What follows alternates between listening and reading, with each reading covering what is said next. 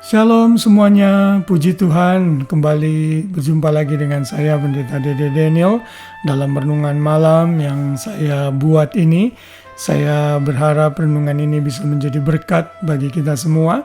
Dan kalau saudara diberkati dengan renungan ini, bagikan kepada orang lain, forward ke sebanyak mungkin orang. Mungkin saudara tidak cakap menulis dan memberitakan firman seperti ini, tapi dengan menyampaikan kembali pesan firman Tuhan ini kepada orang lain, saudara membantu pemberitaan Injil, saudara membantu menguatkan orang lain.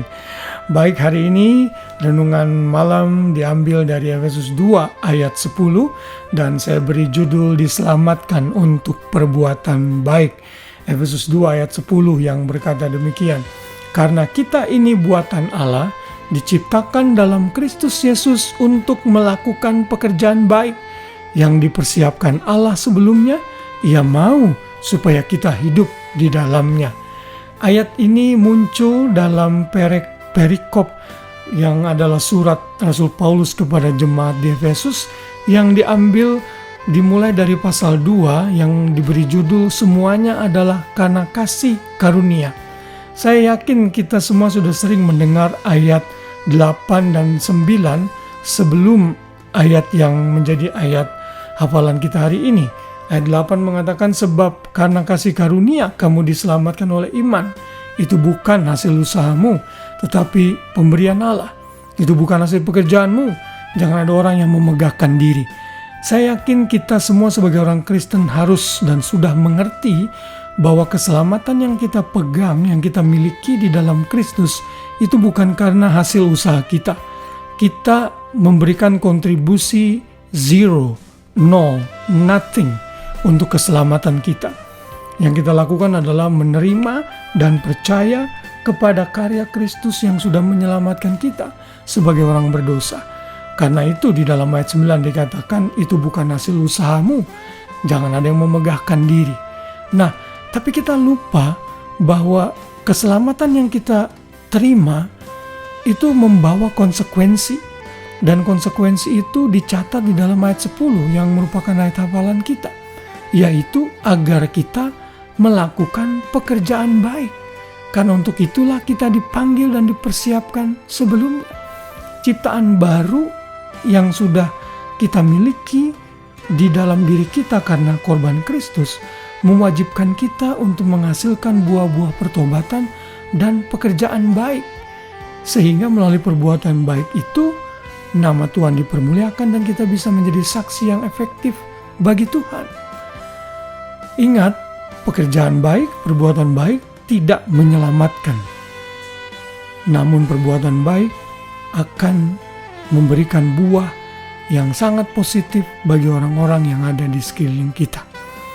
Di dalam dunia ini kalau mau dikategorikan kekristenan sebagai agama, hanya ada dua jenis agama. Agama yang pertama adalah human effort, usaha manusia untuk selamat. Lalu yang kedua adalah God's accomplishment. Tuhan sudah mengerjakan semuanya bagi kita dan itulah kekristenan. Kekristenan eksklusif berbeda dengan agama-agama lain di dunia ini yang menyatakan perbuatan baik kita nanti akan ditimbang. Kalau lebih kecil masuk surga, lebih berat masuk neraka. Namun persoalannya Alkitab mengatakan tidak ada yang berbuat baik. Semua orang berdosa dan kehilangan kemuliaan Allah. Kita hanya perlu satu dosa untuk masuk dalam neraka kekal. Nah, orang Kristen yang sudah diselamatkan karena iman harus menunjukkan pekerjaan baik setelah itu. Ini kita sebut dengan istilah sanctification atau penyucian diri. Hidup kita, karakter kita harus makin hari makin baik, bukan makin memburuk. Hidup kita harus menjadi berkat dan bukan menjadi batu sandungan. Nah, hari ini kita diingatkan lagi. Kalau kita mengaku sebagai Yesus sebagai Tuhan dan Juru Selamat, kita harus memproduksi buah-buah rohani.